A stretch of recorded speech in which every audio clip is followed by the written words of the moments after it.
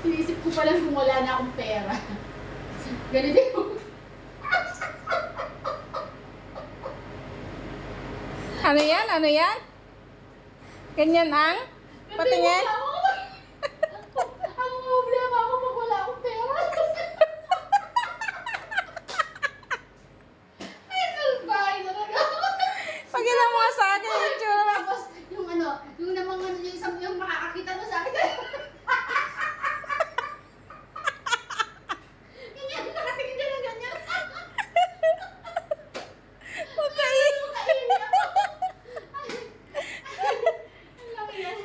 Yung bakayin ko.